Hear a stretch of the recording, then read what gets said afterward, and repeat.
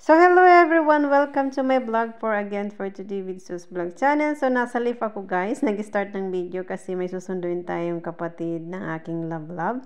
Dahil may personal daw na pinadeliver ang kanyang kapatid para sa akin. So, tingnan natin kung ano ang kanyang pinadeliver guys. So, abangan ko siya sa baba. So, ayan guys. Ito lang naman ang aking na-receive. So, ayan. This is my a little bit table. Yan ang lagi kong inuupuan pag ako'y dumating na sa aking place, sa aking apartment. So, ayan naman ang aking mga personal collection kong flowers. Kasi I love flowers talaga.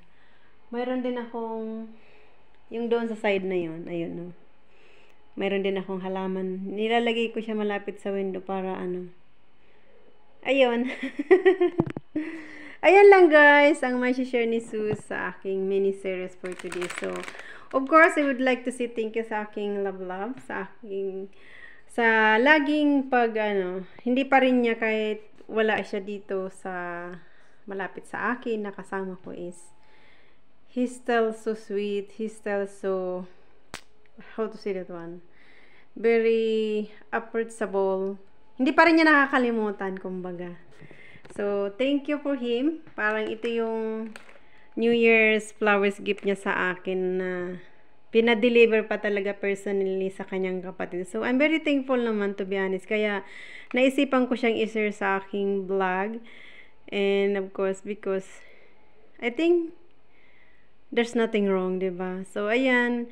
Kasi naman, kaya ako naiisip na i-share siya sa aking pagbablog, guys. Kasi most of the time, or all the time, nag-check siya sa aking channel, tinitingnan niya yung mga sinishare ko, kung ano yung mga ina-update ko. So, pag may nakikita siyang isang bagay na from him, na nakikita niya na ina-upload ko, sinishare ko sa aking vlog, natutuwa din naman siya, na-appreciate niya yun. So, before, hindi ko talaga binablog yun. I never share on my vlog. But, nung sinabi niya sa akin personally na I do appreciate na hindi mo nahiyang i-share kung ano man ang na-i-share ko sa'yo. Sabi ko, why I should be shy? Kasi, yun lang naman kasi ang ko eh. Parang ba ako na i-share sa aking pagbablog. But, marami naman ako nakikita. So, I try also my part na yung mga ganitong situation, i-share ko din sa aking pagbablog. So, maraming salamat sa kanya kasi the best thing is, alam mo yung kapatid pa niya ang pumunta dito para lang i-deliver yung gusto niyang ibigay sa akin. So, I do really appreciate it guys, to be honest. So, ayan, ang mini series with Sus. So, maraming salamat sa aking love. Sa walang sawang, alam niyo yung, to be honest, mahirap maghanap ng ang tawag na perfect, because I think there is no perfect in this world.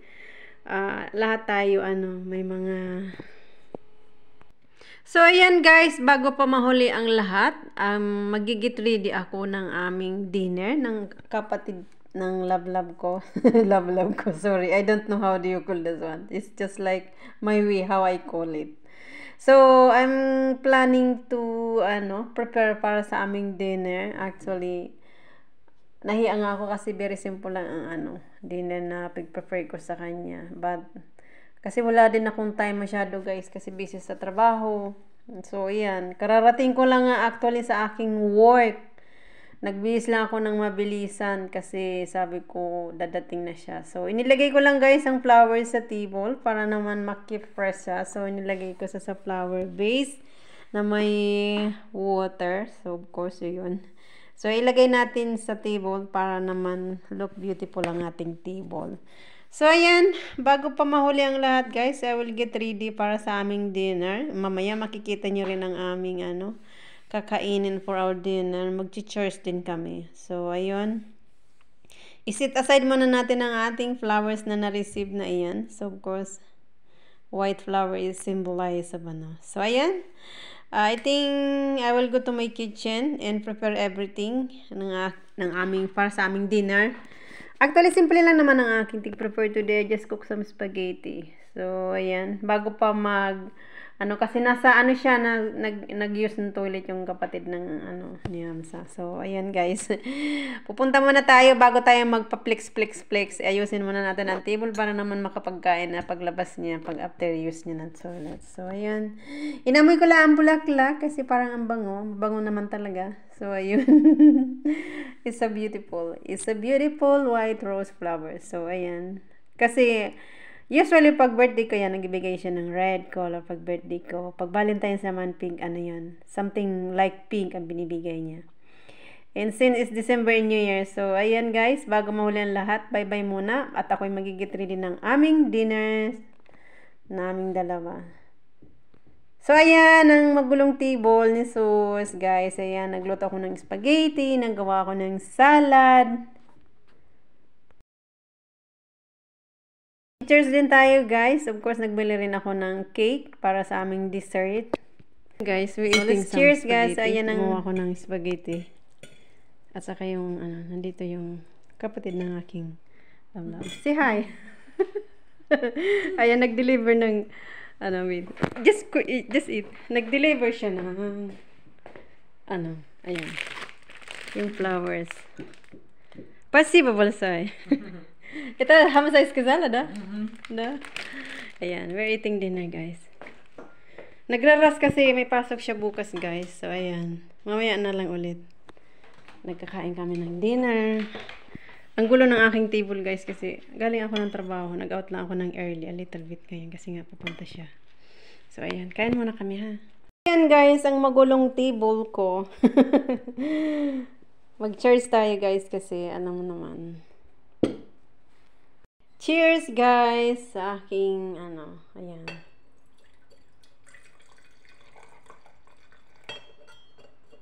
Well, I could not wala akong ibang masabi kundi I'm very thankful guys kasi imagine niyo. May trabaho pa yung kapatid niya, papapuntay niya lang dito just to make it sure na personally magbigay ng ng beautiful flowers sa akin. So ayan, kaso lang hindi siya masyadong tumagal guys kasi may work silang early bukas ng kanyang habi-dabi. So ayan, I will continue eating alone. Mamaya pa magtatawag siya kasi nasa work pa yung aking love. So ayan, nagawa ako ng spaghetti kanina, di ba? So ayan, so nagawa ako ng salad. It's peanuts, tomato, and cucumber. Nilagyan kong a little bit honey in nuts. And of course, ang aking favorite na balsamico. So, ayan, kumain din siya ng cake kasi bumili ako ng little, yung slices ng cake sa, hindi niya, ewan ko, yung isang kinain namin. Masarap daw, sabi niya. Nasarapan din siya guys sa aking spaghetti ginawa. Timan ko ngayong cake kasi masarap to yung siya parang cheesecake. Masarap nga. So, diba? I don't know what I'm going to say. Mamaya tatawag yun. Pero nasarapan niya sa spaghetti ko. Naubos niya yung serve ko sa kanila. Sa kanya pala. So, ayan, kakain muna tayo, guys. Yum muna tayo. Yum.